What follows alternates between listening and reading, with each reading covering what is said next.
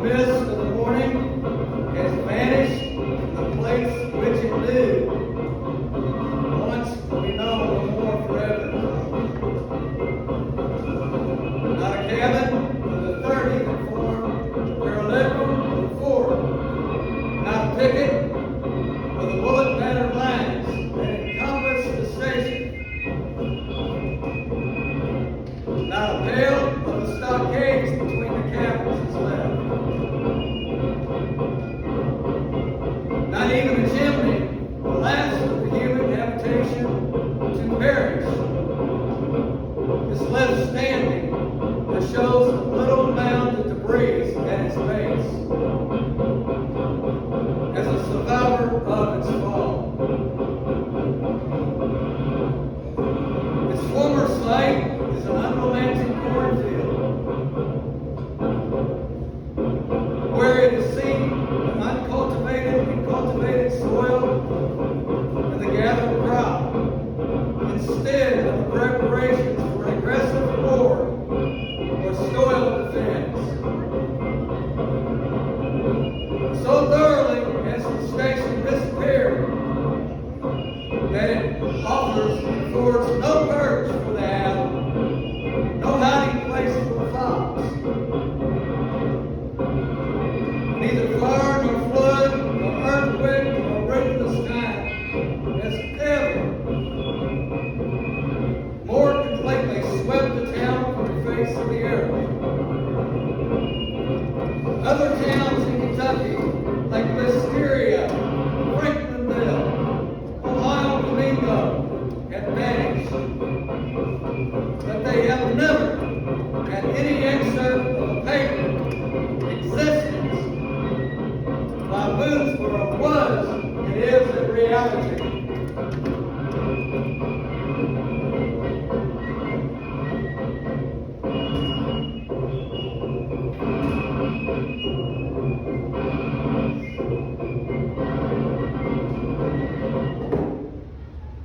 Hello, and thank you for joining us today as we present Lieutenant Daniel Morgan Wilcoxon and the Frontier of Kentucky.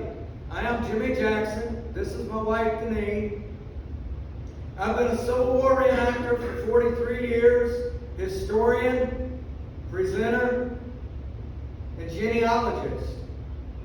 It has been my lifelong dream to teach others what I have learned through original documentation, research, discovery, and being a member of several different groups. I joined the Sons of the American Revolution last year under my fourth great-grandfather, William McFarland, from Tazewell County, Virginia. He fought at the Battle of Point Pleasant. His great-grandson fought for the Confederacy out of Russell County, Virginia during the Civil War. I joined the Sons of the Confederate Veterans from him. My eighth great-grandfather came from England to Barbados on ship, from Barbados to Lower Norfolk County, Virginia in 1640. 1660, through several land grants for himself, my eighth great-grandmother, and my seventh great-grandfather, they owned 250,000 acres in what today is the Naval Shipyard, Chesapeake Bay, Virginia Beach. From there, after Lower Norfolk County went defunct, they moved into North Carolina. They moved into the Yadkin Valley. From there, Tazewell, Russell, Buchanan County, Virginia. Today I've set 37 stones for ancestors. I set a stone recently, April 19th of this year in Tazewell County. And the different SAR groups, which I'm a member of, from North Carolina, West Virginia, and South Carolina, helped us do a flag bearing ceremony and a wreath sitting and a stone sitting for his monument in the cemetery. Over the years, I've set stones for several people in my family. All of this is done from my heart. Today we are here to hear about the Boones, Daniel Morgan Wilcoxon's family, and how they are related.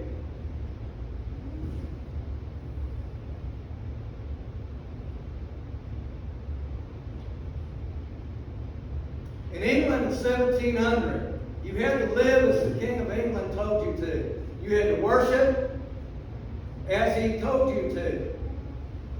A lot of people left England and other countries for the New World. Squire Boone Sr., Daniel Boone's father, and Squire Boone's father, and their mother lived in Berks County, Pennsylvania in the 1700s. They were what they call a group of religious people, the Friends. In this group, you basically had to marry into society. You could not marry an outsider. My father, John Wilcoxon, and his brother George worked for Squire Boone. Eventually, they moved in with Squire and his family. This is done for several reasons. The more people you had to put the crops out, tend the crops, bring in the crops, build your cabins. And yes, even though William Penn had founded Pennsylvania and it wasn't a wilderness like Kentucky, you still had a lot of defense to do from the elements and from Native Americans and people that wanted to take their land. The Boones were a part of this community. The Wilcoxons weren't.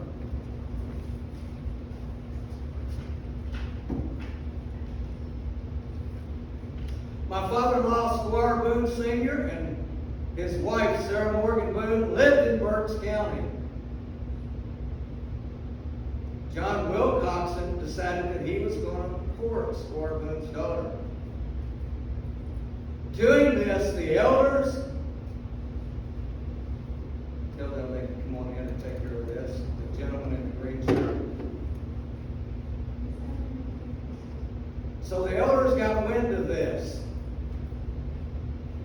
I'm not sure if he's on or air's on. So the elders got wind of this. So they called Squire before them. They said, you have to put a stop to this courtship. But Squire, he didn't see any reason that he should stop his daughter from being with the man that she chose to love. So against the elders' permission and very strong warning and Squire's better judgment, he allowed the courtship to continue. As time went by, Squire was called before the elders of the community again. Again, he was warned very strongly, put a stop to this. She is dating an outsider, and we cannot have this. Squire thought about it. He decided he could not and would not go against what his daughter wanted. This was the last straw for Squire. So in 1753, they decided to move. We know it was 1753 because he sold his land that year. From there, in Berks County, Pennsylvania, to Rome County, North Carolina, was a long trek. We do not show them in the Carolinas till 1753. This could be for several reasons. One reason could be that they settled on land, wasn't his, he paid for it, he worked it off, and then in 1753 it was transferred to him. Thank you.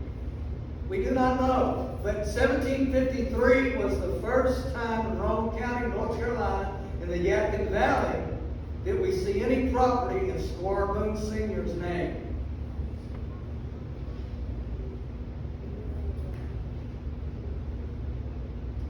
The Friends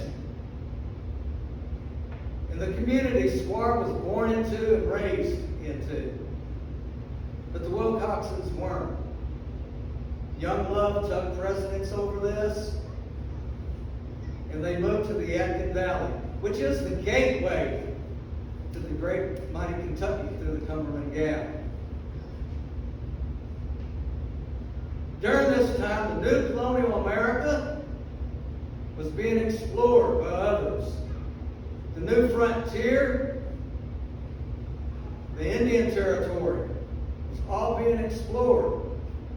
Independence was well on the way at this time from England for the new colonies. The vast new frontier of Kentucky was open, and it would be settled. Richard Henderson met with Daniel Boone and others at a place called Sycamore Shows. The Transylvania Company was established. Colonel Henderson and Boone met with the nations of the Carolinas, the different chiefs, the different nations of the Indians. They had sat down and worked out a treaty, but it was only with the nations of the Carolinas. For you see, 300 years before, Kentucky had Native Americans in it. Then they moved north to the Ohio. The Native Americans did not live in the Kentucky. It was their hunting ground, their sacred grounds. The nations in the Indian Territory did not agree to this treaty. So, on the last day of the Treaty of Sycamore Shows, one of the chiefs got up and he exclaimed, "If the white man comes into the great Kentucky, it will be a dark and bloody ground indeed." You will see this in several books, that quote. And it has become a dark and bloody ground indeed when the new frontier was trying to be settled. From the mighty Cumberlands to the great Ohio to the Green Rivers, this was the land that the treaty encumbered. But remember, there were nations that did not want the white man here. Others had been in Kentucky before, but now was the white man's time. The Treaty of Sycamore Shows was in place, and it could be done. The Yadkin Valley was just below the Cumberland Gap, the gateway to the mighty Kentucky.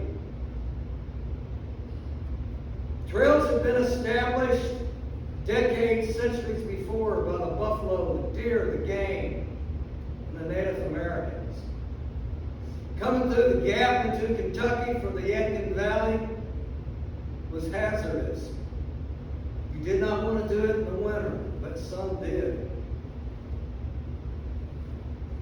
Boone at first explored Kentucky in 1769 and then later, but he had to return to the Yadkin Valley, as one day it left many in a party dead.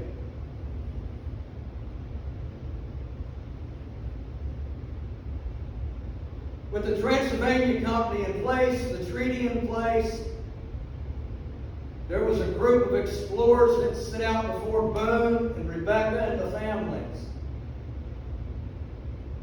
Then Boone and Rebecca, his family, and other families proceeded to head to the Cumberland Gap. Young James was only 18 years old. He was Boone's eldest son at this time. He had sent young James and several young explorers ahead to meet with the other group to let them know that they were coming, they were bringing much needed supplies. One night while these young men were asleep in camp between the two groups, they hadn't made it to the forward camp yet. They were awakened one morning by a group of Native Americans who attacked them while they sleep. We know this because there was one servant that was with them. From the original writings that we have, he was in the woods. We can only imagine why at this time of the morning that he was in the woods. But he had watched it. He watched while the Indians came and slaughtered all of the pioneers. Young James Boone, he recognized one of these Indians as a friend of his family. As he lay on his blanket, Big Tim, why? Why are you doing this? No, you're a friend of ours. No, Big Tim.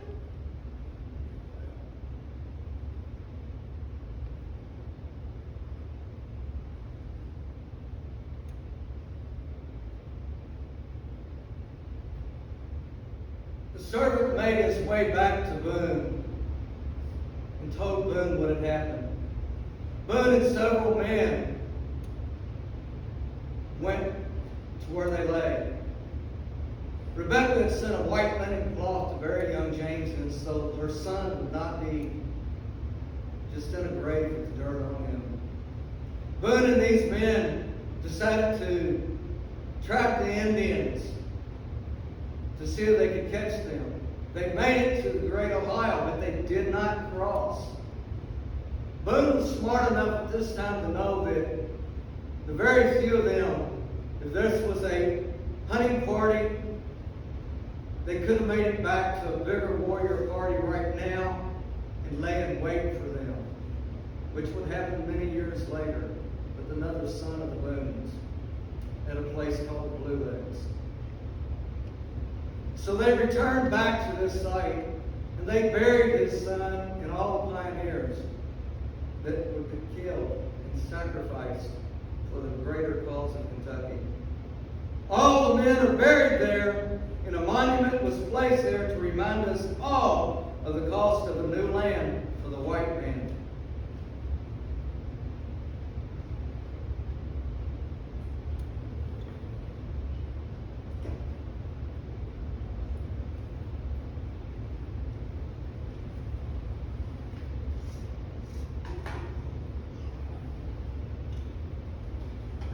In April of 1775, the first cabin had been built along the mighty Kentucky, just below Otter Creek. But as everybody that lives in Kentucky knows, the Kentucky rains come and rivers swell. So when Henderson got here, he ordered them to move the site up on top of the hill to avoid the flooding when the spring rains came. Because they weren't ready to build the fort. These men had come to explore, build cabins of their own, claim land.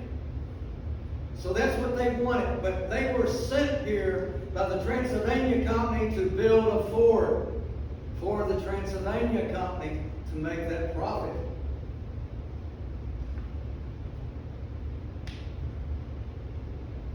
Three explorers are buried, from what we know by original writings, somewhere on the location of the original fort. The oldest cemetery is the Lyle Cemetery within the state park.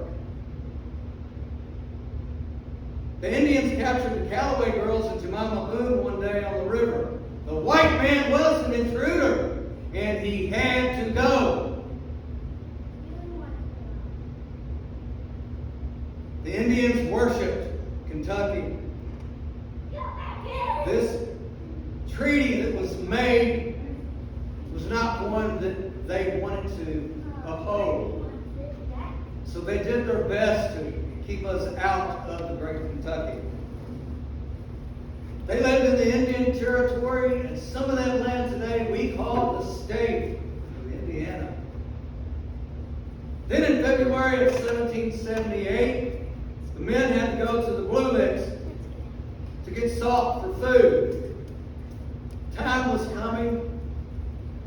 Crops were being harvested. They were short on supplies, and they needed salt for food for the winter. Firewood had to be chopped, cut, split. Fires had to be made. Cauldrons had to be kept going 24 hours a day. Water had to be taken out of the Blue Lakes, boiled. Several hundred gallons of water to get 1 pound of salt. They had got enough to send some back to the fort. Daniel was out one day hunting. He ran across the party. It happened to be Blackfish. You see, Blackfish respected Boone. Boone respected Blackfish. Boone had been known as the great white hunter for some time now. They even thought that once they had killed Boone. But they had not. It was a friend of Boone's. They literally thought the great white hunter Boone is dead. But Boone showed them different. So they come up on Boone and tell him to drop his rifle. So he did. He surrendered. Boone had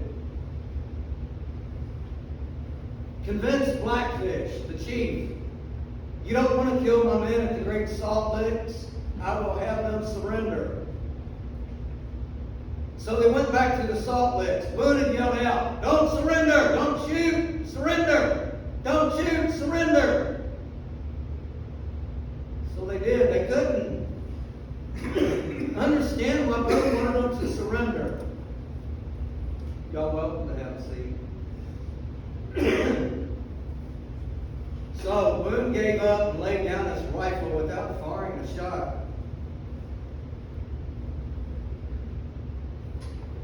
Boone had told Blackfish,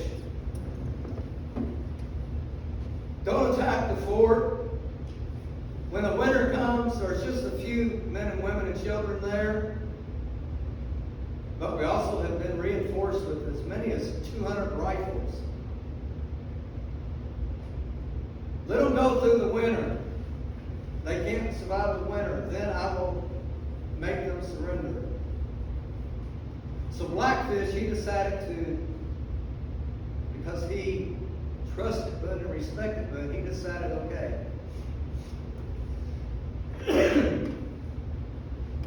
So they took the salt makers back to their Indian camp, 160 miles from Fort Boonesborough. One escaped and made it back to the fort. They told everybody what Boone had done. Hard feelings were that Boone had betrayed them. They were all dead because Boone betrayed them. Boone did not give up on his family in Boonesborough.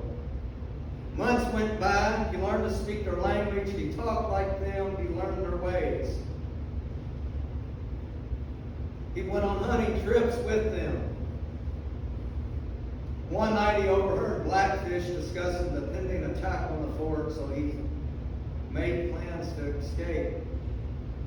The next day, they were going out on a hunting party. Boone stayed behind. He saw this as his opportunity.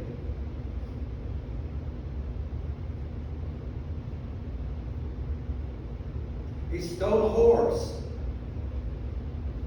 He rode that horse until it died.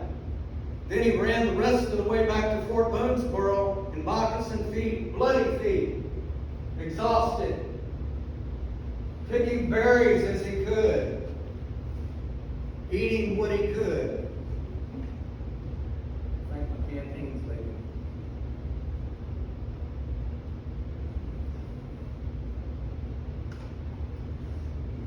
When he made it back to the fort, he looked like an Indian. Luckily for Boone, that somebody recognized him. It's Boone! It's Boone, by God! It's Boone! So Boone went back into the fort. He told everybody of the impending attack.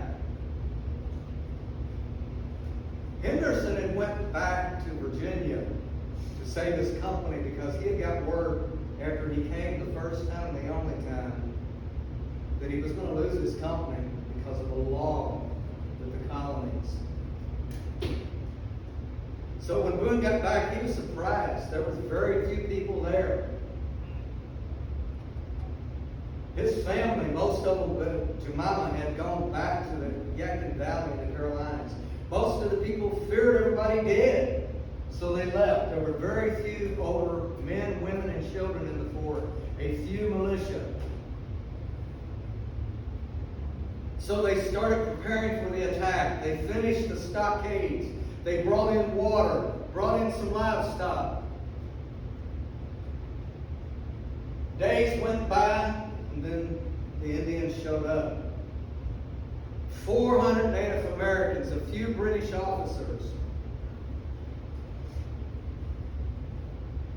They tried to parley for days, make peace. Boone tried to convince Blackfish not to siege the fort, that they would give up. He told the people in the fort, we need to give up. I will do the best I can.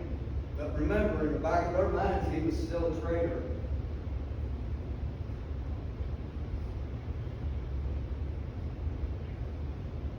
We know Squire Boone, Danny Boone, and Simon Kent, and 5 others was outside the fort during this treaty. On the last day, they laid a blanket down with food. They tried to make peace, to come to an agreement to surrender. At this point, Blackfish said, it is our custom that 2 of our braves shake hands with each of you. 8 pioneers, 16 braves. Boone had thought something was up with this because he had never heard this. So he told people in the fort, if anything happens, start shooting. And apparently the natives were told the same thing. So all of a sudden, the braves grabbed them and tried to drag them into the woods. Shots fired out from the woods and from the fort. They broke away, they ran back to the fort. They closed the gates. The siege was on. Because there were so few, the women had dressed in men's clothing, made it look like there were more men inside with rifles. They were allowed to go out during the treaty time and bring in livestock and water and supplies. There was no spring inside Fort Boonesborough. So during the attack, they shot flaming arrows into the roofs of the fort. They threw flaming torches.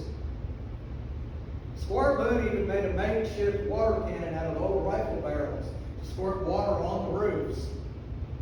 Because if a cabin burnt down, they would be gone. The Indians would come inside the fort. There was even a wood cannon made that got one shot off. A replica of one of our groups out front has one of them. They dug a tunnel from the river up. The tunnel collapsed. A question that I ask myself and a lot of us ask is that you see all the movies where they build ladders and go up stockades and get on the roof. Why did they not do that? It wasn't because there was no ladder material. The trees in Kentucky at that time were so numerous that they had the lumber to build ladders. But they chose not to for some reason. There's a lot of stuff that we don't know.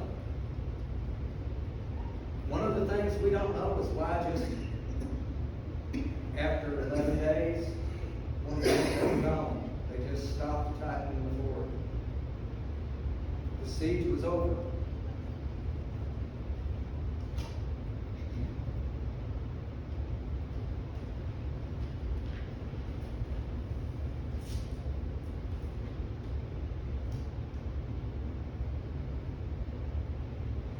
For several days they fought, not knowing if they would live. But the victory was won by the pioneers of Kentucky. In the early years of 1800, there was a gentleman named Lyman Draper. He had the fortitude and the forethought, the smarts, that he went around and talked for several years to the people who lived during the siege of Bryant Station, Fort Garrett, Boonesborough. He talked to their family. He talked to their friends. He wrote all of this down in a manuscript that actually is referred to as the Holy Grail of Revolutionary War period and the frontier settlement. He's got so much information from people who lived through it. We know about 75% today of what happened in the settlement of Kentucky, in the Revolutionary War here on the frontier, because of Lyman Draper. We've got the Transylvania Company records. We've got survey records, which by today's standard was a joke. Boone was a surveyor. But by the time they got the surveys turned in, somebody had overlapped. That's why Boone, before he left Kentucky, had no land, because everything was overlapped. I mentioned a law. Continental Congress, years before, had set down that no company, no man, no person shall make a treaty to buy, purchase land, that it had to be done by the government. Therefore, what was happening with the Transylvania Company was illegal. Along with that, the overlapping of surveys, that is why that not many people after 1809 had any land that was surveyed that they worked, because it was illegal. All the overlapping of the surveys, doing it with the circumference and the chains the way they did from this pole to that pole, this stone to this rock to this creek, over time there was no poles left, because it was settled, it was cut down. It would take months for your survey to reach the colonies back in Virginia. And by that time, somebody else's may have gotten there. The presentation that we're getting ready to do is part of research that I started 3.5 years ago when I decided to retire. I'm a Civil War reenactor, been doing it since '83. A friend of mine has been doing reenacting with me. He came here as the plotter, volunteer, and now he's an employee. He taught me into becoming, and I thought, well, I do first person, different things, so I want to do something. So I got with Captain Holder's group, which was a militia unit that comes here, reenactors, that was here, that Lieutenant Daniel Morgan Wilcoxon was a part of.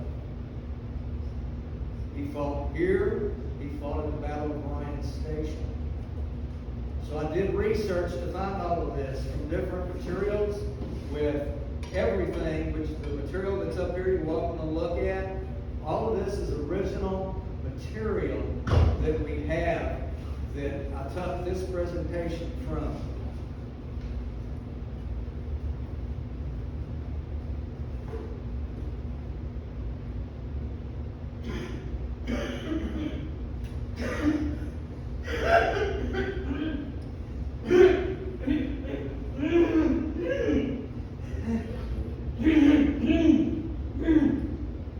Good morning, Mr. Wilcoxon.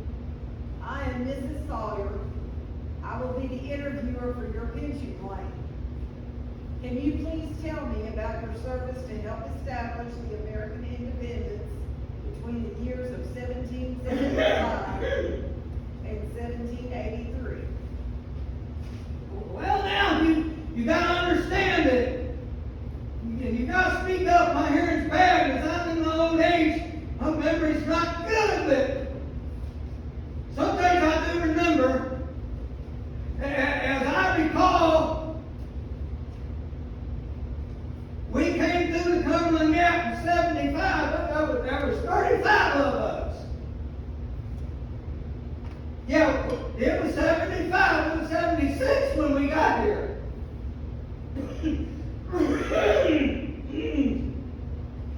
We camped tonight on the Cumberland, and we made the mistake of leaving late, and it got winter on us, and one morning we woke up out there saying we were half frozen, starved to death because it was 4 foot of snow.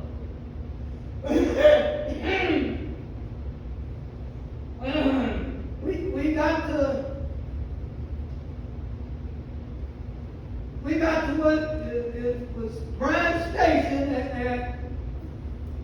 at the fork of the King Run Creek, and we planted 60 acres of corn and built, well, we fenced in 60 acres of corn, and we built half-place shelters for the rest of the year.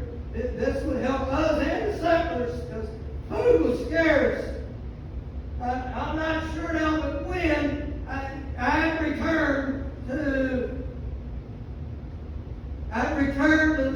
the Yankton Valley at one point, then in September of '78, I joined Captain Holder's company, and we were sent to Boonesborough to defend the fort. I was there during the siege, and my mother was there. I know my father was out with another militia group at James's place, Captain Harris' place.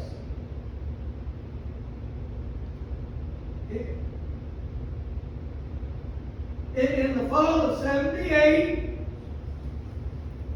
I was sent to Bryan Station for defend the Bryan Station to the siege there, and I met my wife Sarah there. Man, she was a firecracker. Everyone wanted to look her. She could cook some stew. I'm here to tell you. We were married in 1780, and then I along with others, was with General Clark in several expeditions in the Indian Territory. Several, mind you, several.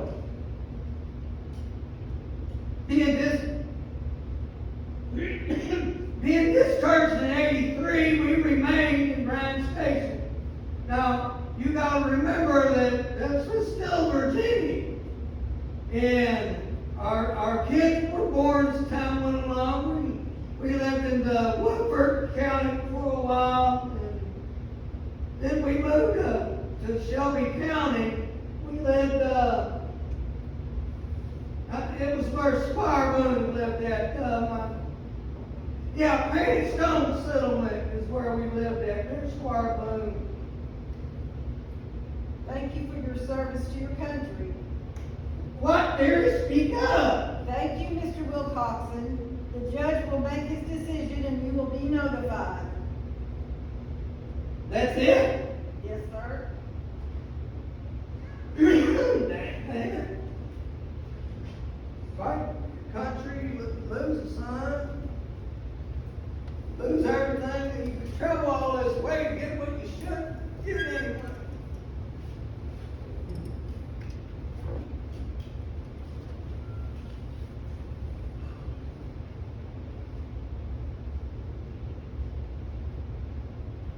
Daniel Morgan Wilcoxon was the nephew of Daniel Boone. To give you a little background there, as in the start of the presentation, they were outsiders from the Friends. Boone's family was born into it.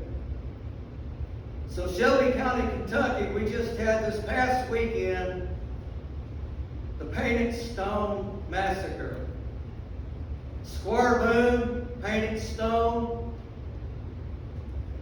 There were several attempts by Indians to basically keep the white men out of Kentucky. But they all failed. Squire stayed in his cabin. Everybody else went. He got shot in the arm. They ran from there to Louisville. Fort Harris saw attacks. Fort Logan. The massacre at the Blue Licks. It's called a battle, but it was a massacre. Boone was a strategist. He knew better. But under command of somebody else, he went along. In the massacre at Bryan Station, the massacre at the Blue Licks happened. All this time, everybody thought Boone a traitor. They tried to court-martial him after the siege of the fort. When he left here after that, he built Boone Station up in Fayette County. He went up the road here. He hated what happened. His friends, his family, they came from Pennsylvania to the Yadkin Valley together. They had been together, but they still thought Boone a traitor enough to let Henderson put him up for court-martial, but it did not succeed. Boone was the first, per se, Kentucky colonel. And I'm only saying this next part because of the heritage of it. I am a Kentucky colonel. I'm a member of the Sons of the Confederate Veterans. I'm a member of the Sons of the American Revolutionary War. It is my heritage. It is your heritage. Thanks to pioneers like Daniel Boone, Squire Boone, Simon Kenton, Michael Stoner, and if you ever get to Shelbyville, Paris, the tavern over there has Michael Stoner's original flintlock in it that he used during the battle here. It is the headquarters of the Daughters of the American Revolution. I ask you to go there to see and to partake in more history than you see here today.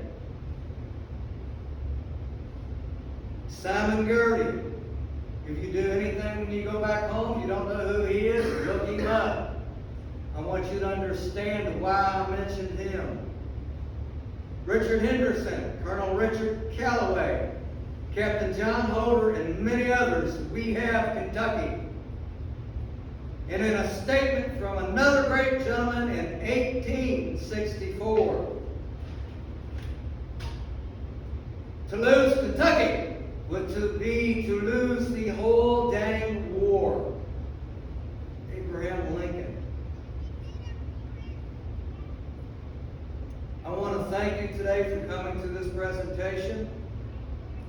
Me and my wife have been doing it for 3 years now. The state parks, libraries, and different historical societies. I have a sister who is in a nursing home in Clarksville, Indiana. I did it for the residents there on her birthday on September 3rd.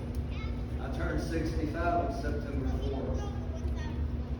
I started reenacting in history at the age of 32, and I'm still going strong. When I am not here any longer, the two that are walking around are 3 or 4 or 5. Those are going to be the ones that pick up where I leave off, where you leave off. It is important, especially in today's society, and what is going on in the world, in the United States that was settled by our pioneer ancestors, that we continue to learn from the history of our forefathers so it is not repeated. That is something that I have learned for many years and I've heard many, many times. And it is such a true statement, because every time I look at the news, I want to cry to think that what our forefathers did for us is in such bad shape today. But like them, we can survive through it, we can live through it, and we can make a better today for our children tomorrow. If you have any questions, feel free to ask. All the material up here is what I took this presentation from. Again, this is research over 6 months that I've done. I printed out. It's got a lot of information in it, and as in doing my genealogy, I find 3 different pieces of information before I put it into any presentation. I do my ancestors from the Civil War. I do my late wife's ancestors, called the Four Brothers in Gray. a tent up in the snow, and hopefully it snows this year. I camp out and I read letters that they have wrote home. This year I will start doing that for different letters, different pioneers of Boonesborough. Thank you for coming, and I hope you enjoyed it.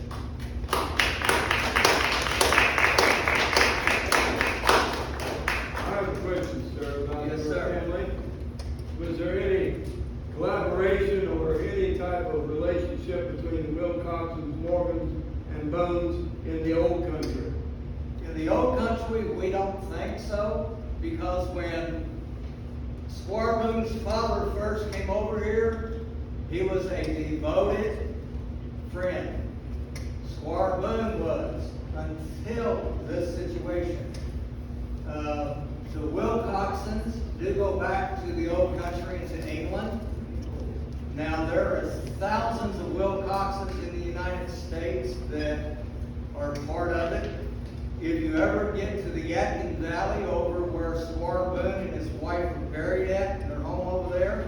Also, John Wilcoxon and Sarah Sally Boone, his wife, are buried over there.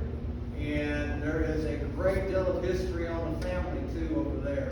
Yes. But before Sarah Sally Boone and John Wilcoxon, we have no connections to the Boones whatsoever at all. Because when they left to come to Pennsylvania as the Friends, they did so they could start this new religion. Because to live it in England, it would be homicide for yourself. You would be killed. Yeah. Thank you, sir. Thank you.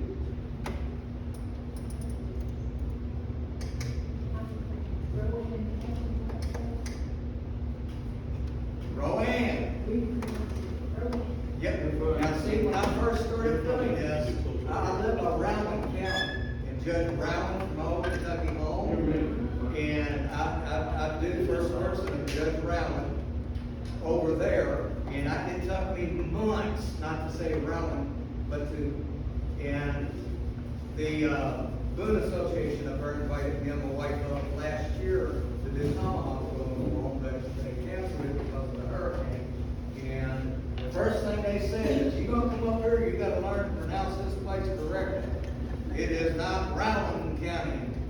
So it took me months to get, because I still do, it pronounced Rowan County and Rowan County.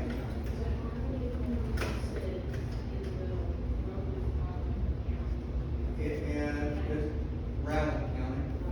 Yep, Rowan County. And it was named after the judge that formed the property of my old Kentucky home. So this, when you say the Yadkin Valley, is there a land or what is considered? Yadkin Valley at that time, my ancestors moved there from Virginia into the Yadkin Valley. On the backside of the big barn mountains, the Yadkin Valley there, river. At the time, it was the whole area. The Yadkin Valley was everything that encumbered that. Now you're going 65 south, 75 south. You're going 75 south, as you cross over into Tennessee, you'll see the river there, and you have one side there. It actually went from there all the way over to town. The Yadkin Valley was everything. Now it's divided up into different areas. But back in the 1740s, to early 1820s, 1830s, it was all considered the Yadkin Valley. And the trek through the mountains were a hardship. Excuse me for 1 second, I need to go over and cut this phone off. And I think my canteen does have a hole in it.